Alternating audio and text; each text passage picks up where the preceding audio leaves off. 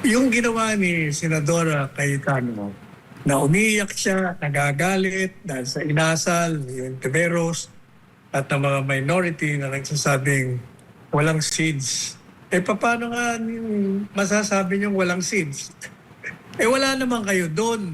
Tama yung sinasabi niya, nasaan ba kayo? Nung nagkakagulo kami rito, nung naka-amba, yung mga bala sa amin. Umalis kayo Alam nyo na may gulo. Ito namang si Lacson, magpapaliwanag siya, umalis daw siya. Kasi nakausap niya yung NBI head na wala naman daw utos, hindi naman daw nakapaligid sa kanila. Kung hindi ka ba naman na tinamaan ka na magaling Lacson, ang kinonsulta mo yung kalaban nyo. Kasi ang kalaban nyo doon at that time, NBI, sinasalakay nga yung inyong lugar Dahil may gusto silang arestuin, hindi nila pinadaan sa regular na coordination. Sasabihin mo sa Senate President, meron kayong warrant of arrest. Pagkatapos pupuntahan nyo si Bato, hindi. Ang ginawa ninyo gusto nyo kalad ka rin kagad Hindi nyo pinakita ang warrant of arrest. Madalit sabi, Lacson, bakit ka nakikinig sa kalaban na walang assault? Kaya ka umalis. Hindi mo nga tiningnan kung yung mga tao mo nakauwi na nga. Nauna ka na. O kung hindi ka man nauna, may mga naiwan, hindi mo naman chinek yun And even assuming na nakaalis sila, paano naman yung iba? Hindi mo malang tinignan yung mga ibang empleyado. Kung ano na ba ang kalagayan nila. Kaya ang gagaling ninyo magsalita na walang pagsalakay ng ginawa. There was no seeds in the sense na hindi natuloy yung pagsalakay, pero nagkaroon ng pagtatangka. Kaya nga nagkaroon ng putukan Kaya nagkaroon ng warning shot. Hindi sila nagkaintindihan. Kahit ano sabihin mo, merong pagtatangkang pagsalakay. Nagkabarilan nga Kaya natural lamang yung kay Senadora Cayetano na sumama ang loob sa inyo. Na hindi man lang daw kayo tumawag. Nakauwi na nga kayong lahat ng minority. Nakatawag ba kayo? Kumusta na kayo dyan? Ano ba nangyayari dyan? Wala. Nihay, nihoy. Yun. Yun ang problema sa inyo. Ang gagaling nyo magsalita sapagkat wala kayo doon. Yan sa akin kaduwagan yun, yung ginawa ninyo. Sapagkat sinasalakay yung institusyon nyo, dapat na natili kayo doon. Hindi pinabayaan nyo nang maiwan yung mga tao doon. Paano pala kung nagkatuloy-tuloy yung mga barilan doon? Hindi na nahinto. Marami sanang namatay. Siyempre, takot kayong madamay, kaya umalis na lang kayo. Yun ang katotohanan dyan. Pagdating naman doon sa katanungan about Robin Padilla, may paliwanag na nga siya doon. Sabi niya, bakit ba kayo tanong ng tanong? Nandun naman sa video, merong investigasyon. Hayaan nyo na muna mag-imbestiga para pag nag-imbestiga at meron ng findings, saka ako magsasalita kung ano man ang dapat yung sabihin. Ang kukulit nyo rin kasi. Ayan, Atty. Sal.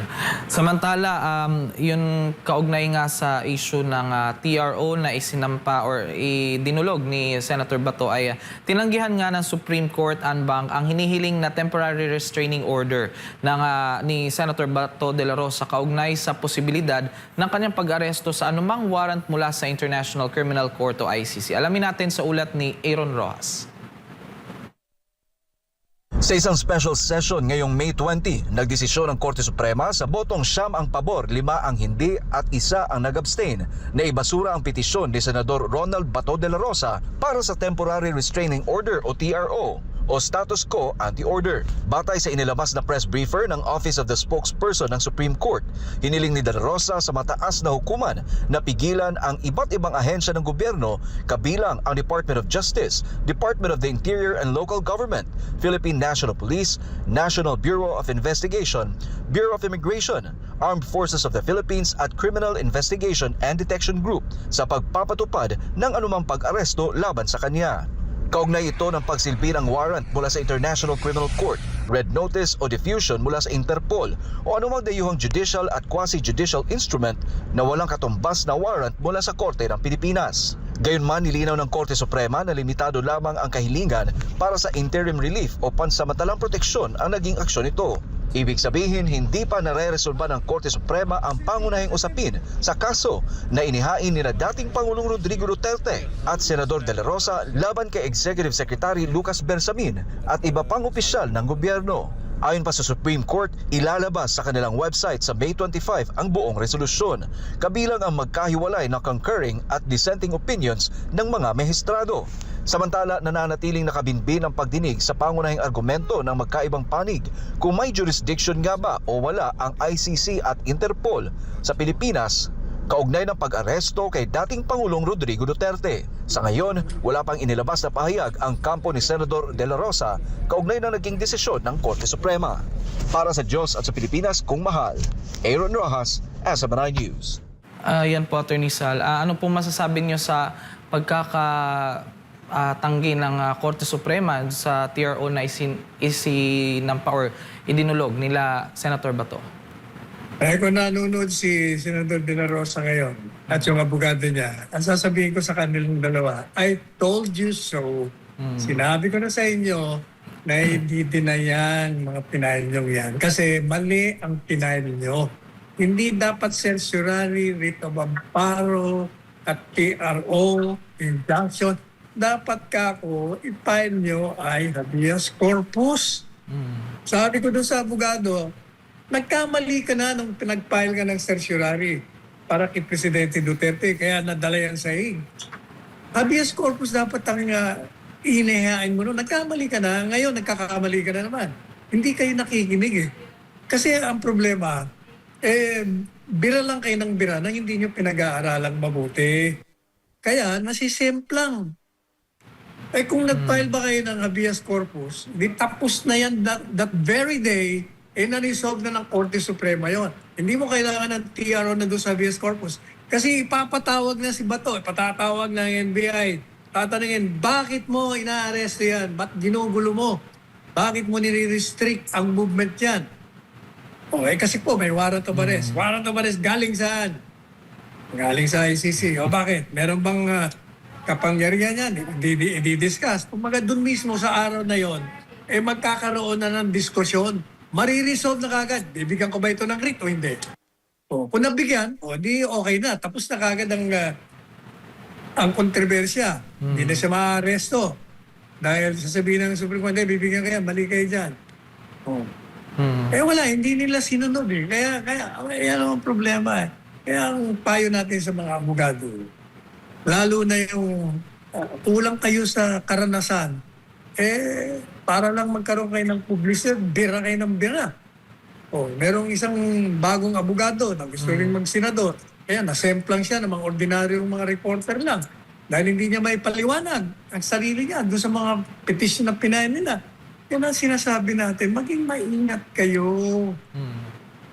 Kaya tuloy nagkakaloko-loko na rin yung hanay ninyo dahil dyan eh. Kung ingatan yung mabuti, mag-aral muna kayo ng gusto bago kayo gumawa ng mga hakbangin. Yung publisidad, makukuha niyo yan sa tamang mga galaw. Magkakaroon nga ng publisidad. Kaya lang, ang trending, masama ang ginawa ninyo. Yan. Pero sa tingin niyo po, Attorney Sal, kung i-file ulit nila itong habeas corpus na petition, igagrant pa po ba ng Supreme Court kung sakali? Dapat nga noon pa eh. Kung baka nag-rule na nga sila na wala TRO at saka pag-aaralan pa nila yung mga issues na ni-raise. Kasi yung mga ni-raise na yan, kung noon doon sa habeas corpus lang, tapos na kagad ang usapan na yan. Hindi na aabot sa ganitong kahaba-haba. Ayan, maraming salamat po, Attorney Sal. Samantala, sa panig naman ng NBI, hindi pa agad kikilos ang National Bureau of Investigation o NBI laban kay Senator Ronald Bato de la Rosa matapos na ibasura ng Korte Suprema ang hiling nitong Temporary Restraining Order or TRO, kaugnay pa rin ng posibleng pag-aresto sa kanya batay sa warrant na inilabas ng International Criminal Court o ICC. Alamin natin sa ulat ni Cherry Light. Going to be uploaded pa May 25. Sa isang panayam, sinabi ni NBI spokesperson Palmer Malyari na kailangan muna nilang pag-aralan ang naging resolution ng Supreme Court bago gumawa ng anumang hakbang ang ahensya. Nilinaw ni Malyari na ang natalakay pa lamang ng Korte Suprema ay ang kahilingan para sa interim relief habang hindi pa naaksyonan ang pangunahing issue ng kaso. Of course, the NBI will have to study muna and see the resolution. Kasi unang-una, maraming diniscuss doon eh. Pero ang diniscuss lang muna doon yung prayer for interim relief. Diba? All other issues, hindi pa doon na-discuss. Kaya nga naman po dapat talaga mabasa muna ng ating director, ng ating mga tao dito sa NBI so that we will be able to appropriately comment. Sinabi rin ni Malyari na patuloy ang pangangalap ng impormasyon ng NBI alinsunod sa direktiba ng NBI Director upang maging handa sakaling dumating ang panahon ng pagsisilbi ng warrant laban sa senador. Pero pagdating sa posibleng manhunt operation, tiniyak ng NBI na handa ang kanilang puwersa anumang oras. Of course. Of course. Sinabi naman po ni Director na ang NBI lagi pong ready. Sa ngayon, nananatiling nakaantabay ang NBI sa anumang susunod na direktiba kaugnay ng ICC warrant laban kay De La Rosa. Tumanggi naman ang ahensya na magbigay ng detalye hinggil sa impormasyon na kanilang nakalap sa kinaroroonan ng senador. Matatandaan na sa inilabas na press briefer ng Supreme Court and Bank, ibinasura sa botong 9-5-1 ang petisyon ni De La Rosa para sa TRO at status quo anti-order laban sa posibleng pag-aresto sa kanya ng mga ahensya ng gobyerno batay sa ICC warrant, Interpol Red Notice o iba pang dayuhang kautusan. Gayunman nilinaw ng Korte Suprema na ang kanilang naging aksyon ay limitado lamang sa interim relief at hindi pa tumutukoy sa pangunahing usapin ng kaso. Ibig sabihin po dyan, kung ano lang po yung mga importanteng kinakailangan i-resolve for the consumption of our law enforcement. Yun lamang po ang tinake up ng Supreme Court. Inaasahang ilalabas ng Korte Suprema sa Mayo 25 ang buong resolusyon at magkakahiwalay na opinyon ng mga mahistrado kaugnay sa petisyon ni Senador Ronald Bato de la Rosa. Para sa Diyos at sa Pilipinas kung mahal, Cherry Light, SMNA News. Ayan po, Attorney Sal. So hindi po muna gagalaw ang NBI ng kahit anuman laban kay Senator Ronald Bato. Ano pong inyong masasabi sa ulat na ito? In the first place, sabi nila pag-aaralan mo na nila ang desisyon. Hindi ba naman kayo mga nag-iisip eh. Yung kaso ni Bato at ang kaso ni Duterte, parehong-pareho. Alam nyo na nga na yung mga isyong sinasabi nyo hindi pa nare-resolve, matagal nang hindi nare-resolve. 14 na buwan na nga yung aming habeas corpus petition para kay Presidente Duterte. Kaya dapat, alam nyo na yung bagay na whether ito valid or not, illegal or not, ay hindi pa nare-resolve. Kaya hindi dapat kayo gumalaw. Ang tanong, bakit kayo gumalaw? Simple. Hindi may utos sa taas na i-enforce, patupad niyo yung arrest. Sino nag-utos? O, di sino pa? Di si Director. Sino naman ang nag-utos kay Director? O, sino pa? Di yung Secretary of Justice. Sino nag-utos Secretary of Justice? O, di si Marcos Jr., ang Presidente. Dahil hindi gagalaw ang anumang law enforcement agency sa isang masela na bagay na kontrobersya na nakabimbin pa sa Korte Suprema nang walang basbas ang Presidente. Kaya yung mga pinag-uusapan yung mga side issues, wala lahat yun. Ang punot dulo ng kaguluhan na yan ay ang pagpapatupad ng warrant of arrest na galing sa ICC at hindi yan may papatupad ng NBI kung walang basbas ang palasyo. That's the long and short of it. Magandang araw po sa inyong lahat ha. Nako, kakalabas lang po ng kumpirmasyon ng International Criminal Court Registry na totoo po, natutumba na si Tatay Digong habang siya po ay nasa detention. Naglalakad, natutumba, nung minsan tumama ang ulo. Actually, ako po yung sa tingin ko kauna-unahang nakalaman na natumba si Tatay Digong, tumama ulo, dinala sa ospital, pero hindi binigyan ng abiso ang pamilya. Ang hindi ko maintindihan, bakit hindi naman nawawalan ng bisita si Tatay Digong na kanyang mga pamilya, and yet, nangyayari itong mga pagtutumba tumatama ulo, hindi pinagbibigay alam kay Tatay sa pamilya, no? Now, ang nagsabi po sa akin diyan na isang nagtatrabaho sa loob, no? At medyo nahiya nga siya o natakot na sabihin sa akin na baka naman hindi alam nila VP na nahulog nung minsan si Tatay Digong, tumama ang ulo, dinala sa ospital. At yun nga yung napabalita na linabas siya at dinala sa ospital. Pero hindi nga nila isinasa publiko na ang dahilan ay tumatama ang ulo sa sahig. Now, ngayon, ang linabas na report ng registry ay totoo. Tumutumba si Tatay Digong. At ang nakakabahala, hindi lang pala minsan, hindi lang 2 beses, mukhang regular na natutumba na si Tatay Digong habang naglalakad. Kaya ngayon, nagkaroon ng order na imomonitor ng mas masinsinan itong si Tatay Digong dahil nga, miski siya naglalakad lang, tumutumba na at tumataba ang ulo.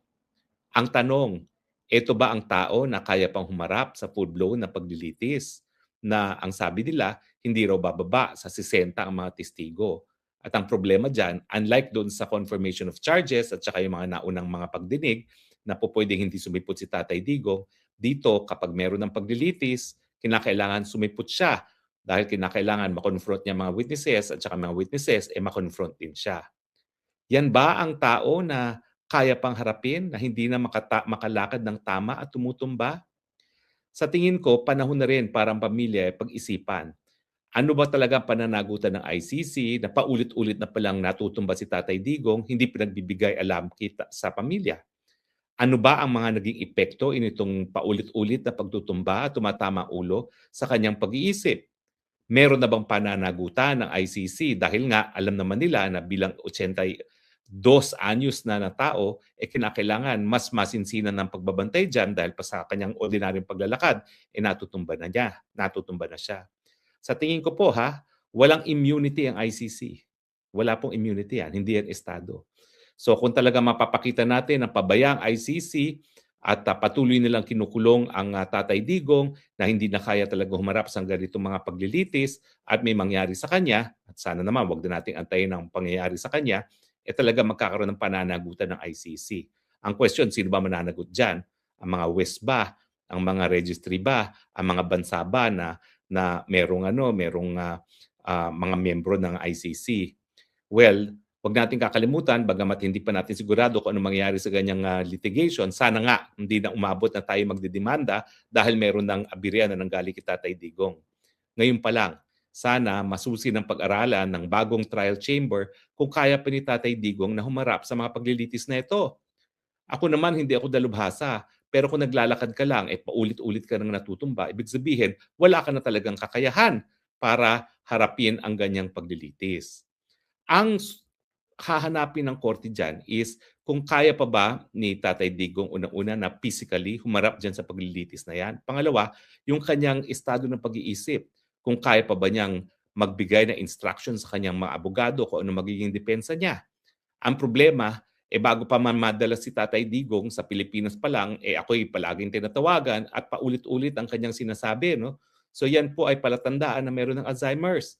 Ako naman po, talagang bihasa ako dyan sa Alzheimer's dahil halos lahat ng matatanda ako po nag-alaga sa Pilipinas. Dahil ako lang po natira sa Pilipinas, ako nag-alaga sa lolo, sa lola, sa nanay, sa tatay, sa isang dalawang tiya. At alam niyo ba nasa pamilya namin yung Alzheimer's. Kaya lahat sila, bago pa ba may Alzheimer's. So ako, hindi lang po si Tatay Digong yung tumatawag sa akin na paulit-ulit ang mga sinasabi. Pati po si Presidente Erap, ganyan din po. Ang pinakamatindi talaga si President Erap kasi tumatawag yan mga 7 beses, 8 beses at para-parehong sinabi.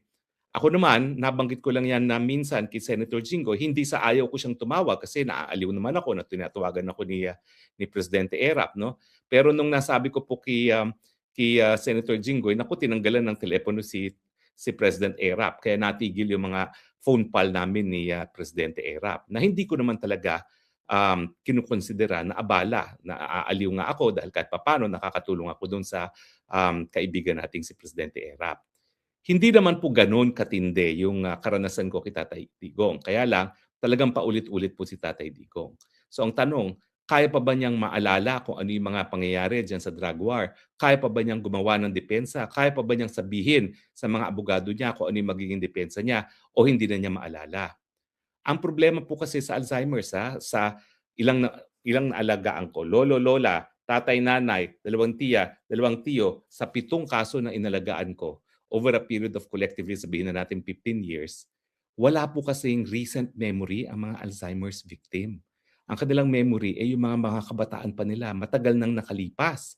Kaya po, hindi ako magtataka kung ganyan din ang mangyayari kay Tatay Digong na hindi na niya maalala yung mga pangyayari nung siya ay naging presidente at yung huling termino niya bilang isang mayor na kung saan siya ay nasasakdal ngayon sa mga kaso dyan sa ICC.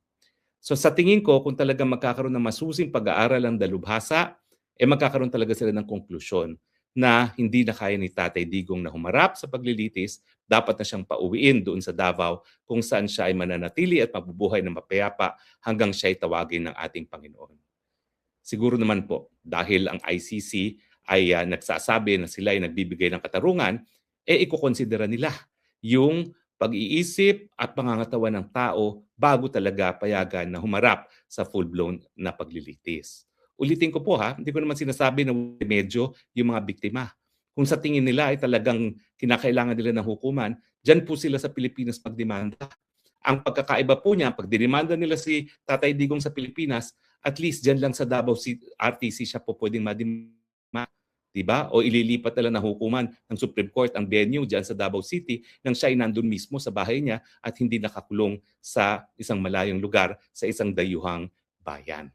Hindi naman po siguro masama yun. No? Dahil ang sinasabi naman natin, ang mga lokal na hukuman ay bukas at kayang magbigay ng katarungan gaya ng binigay na katarungan dun sa pamilya ni Kian de Los Angeles.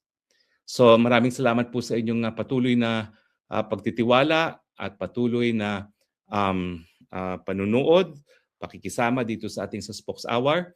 Ang susunod na pag-usapan naman po natin, sino yung bagong abogado ni Tatay Digong at bakit beauty and brains at mukhang legal superstar din ang associate counsel ni Tatay Digong gaya ni Peter Haynes. Maraming salamat po sa inyong patuloy na pagsubaybay. Ito po ang inyong Spokes ang Bayan nagsasabi, I love you Philippines. You're the only country that I have. You're the only country that I will love. God bless the Philippines. Sila ay papanig sa atin, ang majority, dahil ang taong bayan ay parating nasa tama. Ngayon, iniipit nila yung ating mga kakampi doon. Sila Bato, sila Go, at yung mga kaso na isasampa. Pero tandaan natin, yung pagboto ng pag-convict ay absolute 2/3.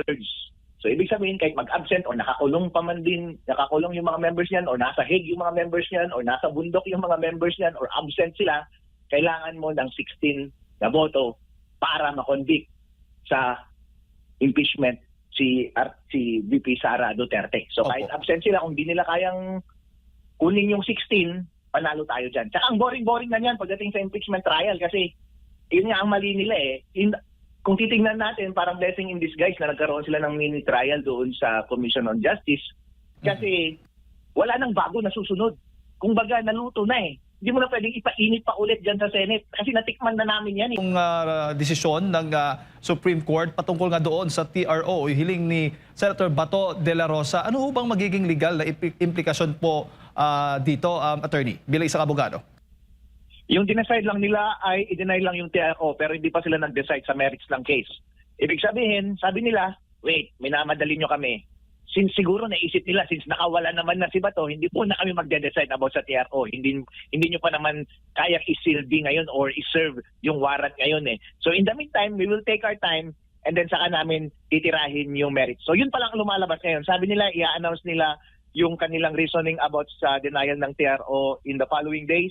And then in the main case, sa kanila pag-iisipan, sa kanila i-deliberate ng mas malalim. Ang maliwanag lang ngayon ay hindi pa sila nag-decide sa merits ng case kung tama ba o hindi na iserve or valid ba yung ICC warrant kay Bato right now. Ang sinasabi lang nila ay hindi naman required na pigilan natin yung mga pulis natin at or NBI na iserve yung warrant ngayon. Hindi pa natin alam yung reasoning pero mukhang ang reasoning na lumalabas is since nakatakas na si Bato, wala namang immediate na need para pigilan ang NBI na iserve yung warrant this time. So Opo. yun pa lang ang nakikita natin. Huwag tayo magmadali sa conclusion na dinanay mismo yung merits ng arguments ni Bato. Opo, pero ang mga law enforcement agency, sa tingin mo, paano nila i-interpret ito? I-enforce na ba dapat?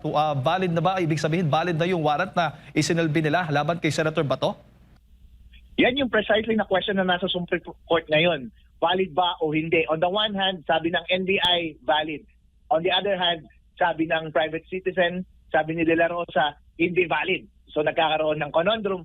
So ang mangyayari lang ngayon, yung NBI, ang gagawin nila, maghahabol sila sa pag-aresto. Ang gagawin naman ni Bato ay takas-takas lang, iwas-iwas. And on my opinion, ganun na lang ang gawin nila. Cat and mouse na lang hanggang mag-decide yung Supreme Court. Supreme Court, bilisan nyo na lang mag-decide para hindi naman kawawa si Bato at hindi naman mapahamak masyado yung mga taga-NBI. Opo, baga ngayon ay nagtatago. So, mahihirapan. Sa tingin mo, strategy po ito ng Supreme Court o talagang may pressure din sa kanila hinggil o kaugnay sa kaso ito? Mahirap mag-komento about sa Supreme Court kasi alam mo na, abogado tayo at mga manipis ang balat ng Supreme Court. Parati silang nagagalit kapag nakikriticize sila eh. Pero ang Supreme Court, ang nakikita ko lang na position nila parati, ay parati silang umiiwas sa mga mabibigat na mga legal questions and constitutional question na malawakan at mabigat yung mga implication. They always take their time at matagal silang mag-isip. Usually, it's too late. Ngayon, kung nakakaharap sila ng rason para hindi mo na sila mag-decide ng napakaaga o napakabilis, na baka sabihin nagmadali sila, kung magagamit nila yung rason na yun para hindi mag-decide ngayon, I think yun yung ginawa nila this time. So hindi rin natin sila masisisi. Pero I think masyado namang unfair kapag sabihin natin silang na-influensyahan sila. Opo. At ibig sabihin po, attorney, po pwedeng hulihin ng law enforcement agencies natin dito sa Pilipinas si Senator Bato gamit po yung kanilang sinasabing valid warrant of arrest. Ang problema lamang ay kung papaano kasi hindi nila alam kung saan naroroon ang senador. Yun nga ang problema. Kaya nga ang pinakamahalaga sa ating judicial system, dapat swift and mabilis. In the ideal world, dapat nag-decide na talaga yung Supreme Court sa TRO. Kasi yun nga, on the one hand, gustong mag-aresto, on the other hand, ayaw magpa-aresto. Tapos ngayon, kapag nahuli, magiging moot and academic na tuloy yung TRO. So, dapat talaga mabilis para hindi magkaroon ng window na in limbo yung freedom and constitutional rights ng isang tao. Kaya dapat napakabilis ng Supreme Court. Pero in the meantime, since hindi naman ganun ka-efficient ang ating Supreme Court, ang suggestion ko kay Bato, galingan mo na lang magtago, big boy, at magpatubo ka ng buhok para hindi ka masyadong makilala. O nga po, kasi yung mga kritiko po ng senador, abay, nananawagan na rin ng isang manhunt operation laban kay Senator Bato. Although yung NBI hindi naman sasabi, kanina nga sa balita natin, na hindi pa sila nandoon. Pinaghahandaan pa lamang nila yung possible manhunt operation laban po sa senador. Oo, tama yan. Kasi napakaganda naman kasi ng reasoning ni Bato side. Kasi ang reasoning niya is, nakalagay naman talaga sa law statute na sa pag-effect ng warrant, dapat sundin mo yung local judicial procedures ng state, ng enforcing state. So ano yung nakalagay sa local procedures natin? No one shall be deprived of right of liberty, diba, without due process of law. Basic right yan ng isang tao. Kahit ikaw nga ay Pilipino, kahit nga may desisyon sa ibang bansa, kailangan pa rin dumaan sa korte. Kapag may mga legal processes galing sa foreign court, kailangan dumaan sa korte. Bakit? Ano yung pinaka-basic mo na i-check? Authentic ba yan? Di ba yun yung pinaka-basic? Malay mo kung lumabas lang yan sa recto o recto ng ibang bansa, yun ang unang titignan ng court, authentic ba yan? Kailangan makipag-coordinate sa mga authorities sa ibang bansa para i-ensure na authentic and then ayon sa batas. Pati nga sa extradition pwedeng kailangan dumaan pa rin sa court yan kapag Filipino citizen ang gusto mong sa international crimes, sa mga ini-issue ng mga international court and foreign courts, sa pag-aresto ng mga transnational na crimes, kailangan pa rin yan sa local court kapag Filipino yung inaaresto mo. Kapag mga foreigner yan, pwede shortcut kasi ang shortcut na ginagawa ng Bureau of Immigration ay gagawin nila, ikakancel nila yung passport tapos gagawin nila for deportation. So pwedeng immediate arrest, hindi na kailangan dumaan sa korte. Yan ay kapag foreigner. Pero kapag Filipino, kahit kapag international case yan, kailangan pa rin dumaan sa extradition. Parang mga ganon. So every time na may foreign case, ang basic rule is kailangan dumaan dito sa Philippine Court. Kahit yung sinasabi nila na nasa sa Republic Act natin na sinasabi na pwedeng for the interest of justice pwedeng isurrender ang isang tao dun sa isang international court. Ang word dun is surrender. pero hindi arrest. Ang ibig sabihin ng surrender ay nasa custody mo na yung tao, saka mo lang i-submit sa kanila. Yan, ginagawa natin yan parati sa mga foreigner dito sa Philippines kasi naaresto na natin sila, nasa Bureau of Immigration, ayan, ibibigay natin sila sa mga ibang bansa. Hindi na natin kailangan padaanin sa korte. Surrender yun, pero hindi arrest. Tandaan natin, ang arrest is a deprivation of liberty. And ang nakalagay sa konstitusyon natin is primarily for the protection of its citizens against the government, against its own government. So kapag linagay dito sa ating konstitusyon na kailangan protektahan ang mga Filipino citizens against sa ating sariling gobyerno for undue deprivation of liberty at kailangan dumaan sa due process of law, ang ibig sabihin niyan, kapag gobyerno ang nag-enforce, ang nagde-deprive ng liberty ng isang Pilipino, kailangan every time dumaan yan sa local court. Opo. At dahil nga siguro kung sakali mang talagang yung bugso ng damdamin ni Senator Bato sa gitna o sa harap ng yung mga kaso o yung mga pag-uusig laban po sa kanya ngayon na attorney, alam naman po natin open record na si Senator Bato kung sino po siya bago siya naging senador, isang magaling na pulis. Papaano kung siya po ay gagawa po ng mga lalaban po siya doon sa mga gusto pong humuli sa kanya? Sa tingin po ninyo ay maipapadala pa rin ho ba siya sa labas sa ICC kahit na kung sakali man, this is just a speculation lamang, attorney, makagawa siya ng isang krimen dito sa Pilipinas? Ay talagang no holds barred na ito, talagang mangyayari, dapat talagang wag siyang magpahuli. Kaya kung baga nga, ito nga ang nangyayari ngayon, hindi siya sure kung ano ang standing niya. Pero every time kasi na gumagawa ka ng isang krimen, kailangan dyan ng malicious intent or criminal intent. Kapag naniniwala ka na ginagawa mong dinedepensahan mo yung sarili mo, dahil naniniwala ka na sa tingin mo ang ginagawa mo ay tama, and eventually mapapatunayan mo na tama yung ginagawa mo and valid self-defense yun to protect your liberty, baka pwede niyang gawing basehan yun para i-exonerate ang kanyang sarili laban sa isang krimen kung nakapatay man siya ng tao o nakapagpaputok siya ng mga baril. Pero mahirap yung question na yan, bossing, kasi kung baga yung hindi natin sure eh. Malay mo kung sabihin ng Supreme Court valid yung warrant tapos nagkamali tuloy siya sa ginagawa niya. So it's a complicated legal question. Yun talaga, nagkulang ang ating gobyerno sa area na yan kasi hindi tayo mabilis sa pag-clarify kung ano ba talaga yung karapatan ng ating mga mamamayan. Kaya trabaho talaga dapat ng Supreme Court na liwanagin agad para alam ng ating mamamayan kung paano siya gumalaw sa bawat sitwasyon. Meron siyang sarili naman na interpretasyon ngayon at yung interpretasyon niya ay valid naman. So kapag valid yung interpretation, does that negate malice?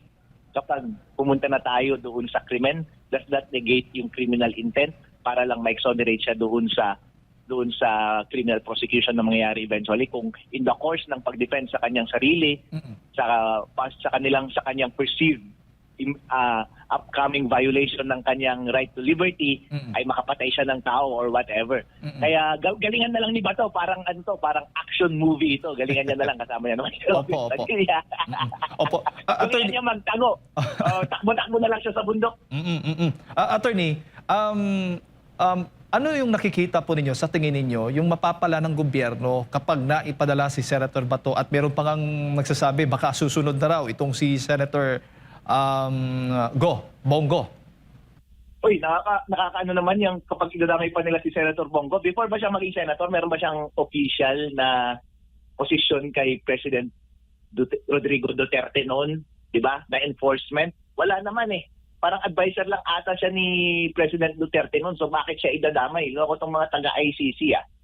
Ang problema kasi dito kay BBM, alam kasi niya na maraming kurakot na nangyari dito sa kanyang gobyerno. Kaya tingnan mo, nagkaroon ng unholy alliance between sa traditional na magkalaban na Pinklawan at saka BBM, di ba? Kasi si BBM, ang dahil mga kalokohan, gusto niyang pagtakpan yung kanyang problema sa pamamagitan ng paglabas ng mga issue para hindi mapag-usapan yung issue ng kanyang korupsyon, ng kanyang administrasyon. Kaya ginamit niya yung mga Pinklawan ngayon at mga kakaliwa para yung narrative nila ang i-push. Itong mga narrative naman ng mga mokong na ito ay wala naman ng iba kundi paghihiganti at paglabas ng kanilang mga galit.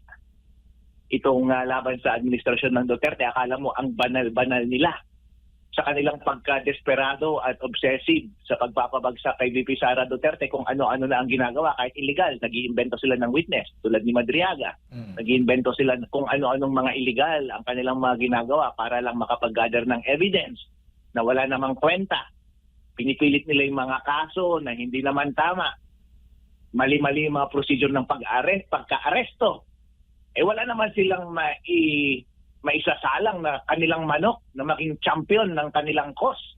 Para lang silang mga party poopers na mga killjoy sa maayos na pamamalakad ng ating politika at sa totoong nais ng taong bayan. Kasi kung isipin natin, ang taong bayan, ang tatanungin mo, ano ba talaga ang gusto nila? Ang gusto nila ay mapanagot lahat ng pagnanakaw sa administrasyon ni BBM at huwag nilang i-impugn yung democratic process na mangyayari sa 2028. So pabayaan ninyong tumakbo si VP Sara Duterte kasi siya yung gusto namin na maging presidente ng Pilipinas. Yun lang naman yun yung ating fundamental and largely na broad question na dapat sagutin ng taong bayan. Kaso nga lang, itong Pinklawan, kailangan maging relevant parati, mga taga-kaliwa.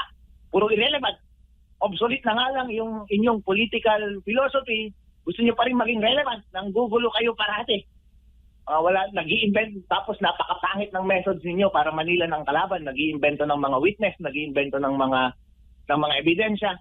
At pinaflout ninyo lahat ng mga legal procedures para lang magawa ang inyong gusto, para kayong mga petulant children na parating papansin na nanggugulo lang parati ng ating bansa. Ito naman si BBM nagpapagamit para lang hindi mapansin ang kanyang kalokohan. So ang kawawa ay yung mga pinaghihigantihan nila na mga past administration at ayaw na rin nilang maging mamuno ulit ng ating bansa sa susunod kasi alam nila na natuwa ang taong bayan sa mga ginawang mabuti noon ng mga kinakalaban nilang politiko at sila pa rin ang gusto nilang mamuno sa susunod sa 2028 kaya gusto nilang parating manggulo hanggang ngayon.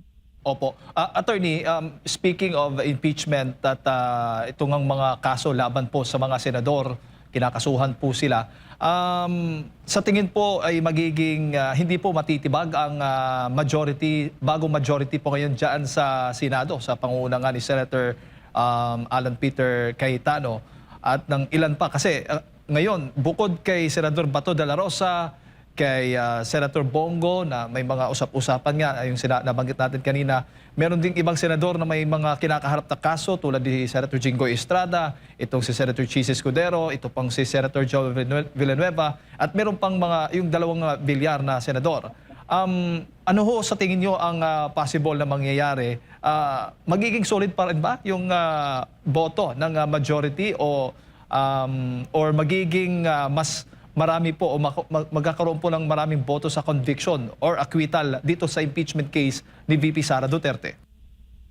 Solid pa rin yan. Ang ganda ng majority. Yun nga maganda sa ating democratic country ngayon At sa ating freedom of speech. Tingnan ninyo, ang daming bumaliktad na senator at pumahanig sila sa taong bayan. Imagine nyo na lang kung tumahimik tayo at patuloy tayong pinersecute at yung narrative na lang nila ang gumana sa public media. So ibig sabihin, hindi natin makukumbinsi yung mga senador na pumanig sa tama. Hindi nila maririnig yung totoong boses ng taong bayan. Itong mga senador na ito, may obligasyon sa publiko ito, may obligasyon sa taong bayan dahil Republican government tayo, sila ang representative ng public. Kaya kung ano ang boses ng public, yun dapat ang sundin nila. Kaya buti na lang, nag-ingay tayo, lumaban tayo, narinig nila ang boses ng publiko at yun yung in-espouse nila. Kaya sila na yung majority na ngayon at kampi natin sila ngayon sa majority. For as long as parati tayo nag-iingay, parati tayong lumalaban, parati natin ina-articulate ng maayos na tayo ay nasa panig ng tama, sila ay papanig sa atin, ang majority, dahil ang taong bayan ay parating nasa tama. Ngayon, iniipit nila yung ating mga kakampi doon. Sila Bato, sila Go, at yung mga kaso na isasampa. Pero tandaan natin, yung pagboto ng pag-convict ay absolute 2/3. So ibig sabihin kahit mag-absent o nakakulong pa man din, nakakulong yung mga members niyan o nasa Hague yung mga members niyan o nasa bundok yung mga members niyan or absent sila, kailangan mo ng 16 na boto para ma-convict sa impeachment si VP Sara Duterte. So kahit absent sila, kung di nila kayang kunin yung 16, panalo tayo dyan. Tsaka ang boring-boring na yan pagdating sa impeachment trial kasi yun nga ang mali nila Kung titingnan natin, parang blessing in disguise na nagkaroon sila ng mini trial doon sa Commission on Justice kasi wala nang bago na susunod. Kung baga, naluto na Hindi mo na pwedeng ipainit pa ulit dyan sa Senate kasi natikman na namin yan Wala pang bago. nagawa nyo na yung mini trial doon sa Committee on Justice, humusga na ang taong bayan. Sinabi na namin na hindi naman sapat yan para mapanagot si VP Sara Duterte at matanggal siya or mapigilan siyang tumakbo bilang presidente ng Pilipinas sa 2028. Huwag niyo nang ulitin. Hindi na kami matutuwa dyan pagdating sa impeachment trial at hindi rin matutuwa ang mga senador dyan. For as long as ang boses ng taong bayan ay parang kay VP Sara Duterte pa rin, nagtitiwala ako na magiging solid yung majority na para sa kanya din. Opo, pero patuloy po yung umuugong na possible na magkakaroon ng panibagong kudita naman po sa Senado. Attorney, mayroon ngang mga pahayag ang ilang senador mula sa bagong majority ngayon na sila po'y tinatakot nga at may mga incentive package daw di umanong ibibigay kung babaliktad o kakalas po sa bagong majority ngayon. Sa tingin po ninyo, pag nagkaroon po ng bagong majority, matutuloy itong panibago na namang umuugong na kudita dyan sa Senado, mapapalitan si Senate President Alan Peter Cayetano, ay talagang matutuloy na yung conviction o itong pagpapa-impeach kay Vice President Sara Duterte. Doon na patungo, Attorney. Yun nga ang sinasabi ko parati sa ating mga taong bayan. At taong bayan, kapag hindi na gumagana ang mga basic institusyon ng ating gobyerno, ibig sabihin ng ating legislature, lahat na sila ay corrupt at nababayaran. At binaviolate na nila ang ating foundational principle na tinatawag na democracy, ang ating karapatan na piliin ang susunod na mamumuno sa atin sa 2028. Gumagana pa rin ba ang ating konstitusyon? Gumagana pa rin ba ang ating gobyerno? At kung sagot niyo ay hindi na gumagana ito, ano ang solusyon? Yun! Hindi pwede na manaig ang kasamaan sa ating gobyerno. Hindi pwede na hindi masunod ang boses ng taong bayan dahil sa bandang huli, ang ating gobyerno, ang nagbibigay ng power sa ating gobyerno ay ang taong bayan at ang publiko. At kapag ang kanilang gusto ay hindi nasunod, at ang nasunod ay ang sariling interes lamang ng mga nakaupo sa Senate, at kinuha nila ang kanilang bulsa, at inuna nila ang kanilang sariling kalayaan o sariling pang-interes o nagpatakot sila, ay wala silang karapatan na umupo doon. As a matter of fact, ang gobyerno na ito ay wala ng legitimacy. At baka magkaroon na tayo ng the appropriate solution. Opo. Attorney, bukod po dyan ay itinuring ding persons of interest itong si Senate President Alan Peter Cayetano at maging si Senator Robin Padilla at ilan pa. Kaugnay nga doon sa pag-aaresto, naptangang pag-aresto kay Senator Bato de la Rosa. Ano hong ibig sabihin nito para sa kaalaman ng ating mga kababayan? May pananagutan na ho ba sa ating batas ang mga nabanggit? Wala naman. Kapag person of interest, parang interesting person ka lang. Saka lang naman pa yung pananagutan sa batas kapag formally naging akusado ka na doon sa korte. Naging suspect ka na. O suspect ka na, pwede ka nang investigahan kapag suspect ka. Kahit nga suspect ka, wala ka pa ring requirement na magpakita sa legal proceedings. Kahit sa proceedings sa prosecutor, wala pa. So persons of interest, pananakot lang yan. Pero wala pang problema yan. Kasi kailangan natin intindihin na hindi naman na-serve yung warrant eh. Kumbaga, hindi naman nagkatapat yung NBI harap-harapan tapos isa-serve yung warrant kay Bato tapos nag-resist siya ng arrest. Walang ganun na nangyari. Malayo pa sila sa isa't isa, wala pang attempt na mag-serve ng warrant. Kumbaga, narinig pa lang niya yung wang-wang, ayun, tumakbo na kaagad siya. Pero hindi evading yun ng warrant, hindi evading of arrest yun. Hindi yun resisting police officer, hindi. Wala pa silang ginawang mali, wala pang ginawang mali si Bato.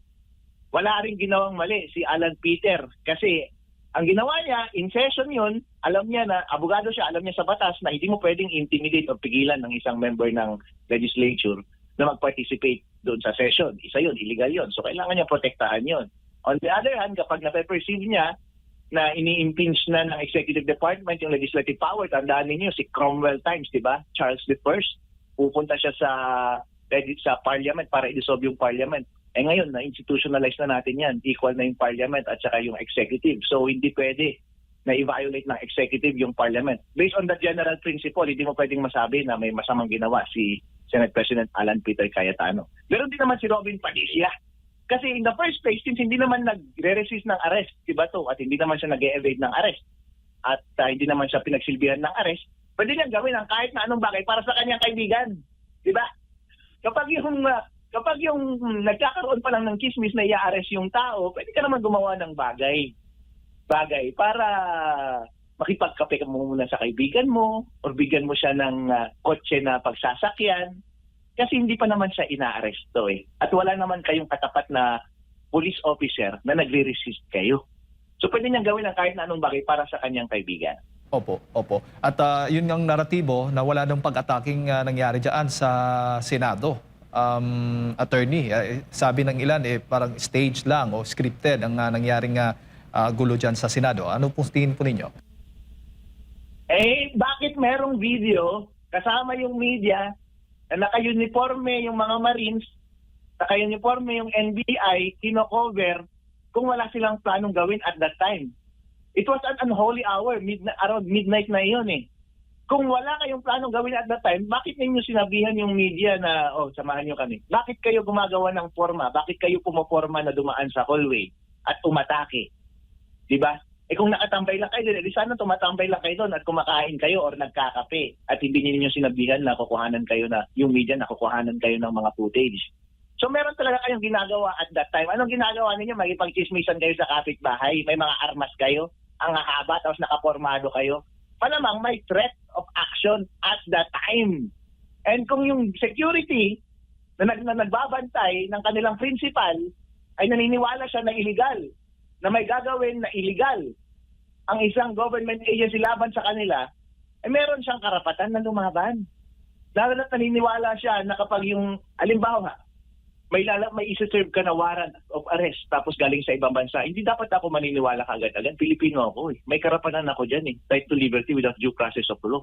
Due process of law, ibig sabihin, dapat i-ensure mo muna na authentic yan, na tamang pagka-issue yan, sino nag-issue, at may right to hearing dapat yan. Ibig sabihin, dadaan talaga sa local court yan. Pilipino ako eh. Karapatan ko ito laban sa gobyerno na pwedeng mag-abuso sa akin. Yun mismo yung purpose ng articles, ng lahat ng mga nandun sa Constitution na Bill of Rights. So kapag binabiolate yung right ko, pwede talaga akong lumaban. Ay kapag nakikita nila na maraming isang troop, isang platoon, na sumusugod sa iyo sa isang hallway at ang daming dalang baril at madilim, anong gagawin mo? Siyempre, magpapaputok lang naman in their general direction. Hindi ka naman nag-engage, hindi mo naman sila binaril na in-injure sila sa paa or binaril sila sa kanilang katawan. Nag-warning shot ka lang para hindi tumuloy. Ako nga eh. Halimbawa, kapag meron akong private property, kapag merong mag-a-attempt na pumasok sa aking private property, sabi sa civil code, pwede kong gawin ang lahat para lamang i-defend ang aking property. Hindi nga sarili ko property eh. So kapag may mag-e-entrada dyan na walang sapat na legal procedure or legal paper, pwede akong magpaputok sa hangin, sa taas, para lang warning shot na huwag niyong ipagpatuloy dahil naniniwala ako na mali yung ginagawa ninyo. Ganon din ang ginawa nila. Huwag niyong i-violate ang aming space dito, ang aming liberty. Bilang warning, wala naman, all reasonable, lahat naman ng reasonable, pwede mo nang na-take mo na eh, kasi nagtago ka na sa loob, linak mo na yung pinto, dyan pa rin susugod sila. Anong gusto mong gawin? Di ba? Alam ka naman, sumigaw ka pa, may baril na sila eh. So pwede kang magpaputok sa hangin. Opo. Tulad nga ng sabi po ninyo kanina, ang lahat ng mga nangyayari ngayon dyan sa Senado ay may kinalaman nga dito sa mga maanumalyang issue sa ilalim ng Administrasyong Marcos Jr. katulad na lamang ng Flood Control Project. Ngayon may bago pong chairperson ang Blue Ribbon Committee ng Senado sa katauhan po ni Senator Pia Cayetano. Ano naman po ang masasabi ninyo sa kanya? O, gawin na natin ang totoong trabaho natin. Sa totoo lang po, ang gobyerno ng Pilipinas, ang trabaho po nila, unang-una, ay to protect its citizens, ensure yung peace and order. Hindi yung target ay yung citizen by the executive agencies. Hindi pwede. So gawin niyo muna ang trabaho ninyo, magsilbi muna kayo sa taong bayan, i-ensure niyo muna yung peace and order sa ating bansa, pagandahin niyo yung ating ekonomiya, and at the very least, huwag kayong magnakaw ng pera ng taong bayan. Ngayon naman, ang basic na trabaho ng Legislative Department ay bantayan yung ating executive kapag meron silang ginagawang kalokohan. So anong ginagawa nilang kalokohan? Yun, nagnakaw sila ng pera ng taong bayan. Hindi naman nila ginawa yung basic na responsibilities nila. So okay lang. Yun naman ang trabaho ng legislature eh. Separation of powers, checks and balance. I-check niya yung abuse sa executive department. So kapag gusto nilang i-restart yung investigation sa pagnanakaw ng pera ng taong bayan, do it, madam! Then yan naman talaga ang main issue. Tandaan po natin, lahat ng mga side issues ngayon, although mabibigat rin naman sila, ang main issue natin ngayon na may implication talaga sa karapatan ng mga bawat Pilipino ay una sa lahat yung pagnanakaw ng kabantaban ng pera ng taong bayan. At pangalawa ay yung pag-violate ng ating democratic process, yung pagpigil nila ng takbo ni VP Sara Duterte bilang presidente sa 2028. Yun yung main issues. So, basta ma-address lang natin yung malawakang pagnanakaw sa ating gobyerno at mapayagan natin tumakbo si VP Sara sa 2028, solve na tayo. Opo. Attorney, yung huling mensahe para sa lahat ng ating mga kababayan, nanonood po, nakikinig po sa mga oras na ito. I-enjoy nyo po ang telenovela sa ating politiko ngayon. Para tayo nanonood ng telenovela, nakakapagod po talaga manood. Pero kung minsan, maging mapanuri po tayo, wag po tayo pauuto sa mga makakaliwa, sa mga pinklawan na yan. Nagkampi-kampi na sila kay BBM para lang mapagtakpan si BBM sa kanilang mga kalokohan. Itong mga pinklawan naman, mga walang magawa sa buhay, parating ng gugulo, wala naman silang maayos na manok. Nag-iimbento ng ebidensya, nag-iimbento ng witness, at naninira parati ng kalaban. Hindi naman nagre-resonate sa taong bayan. Nanggugulo lang sila sa ating demokrasya. Bantayan po natin ang ating pangunahing interes. At ang ating pangunahing interes ay ang ating demokrasya. At yan, ibig sabihin yan, ay malaya tayong mamimili ng mamumuno sa atin sa susunod. At huwag nating pabayaan itong mga walang kwentang tao na ito na nasa legislature. Napigilan tayong gawin yan sa 2028 dahil ang gusto natin ay si VP Sara Duterte na maging presidente ng Pilipinas. Alright. Attorney, maraming salamat po. Magandang umaga po sa inyo.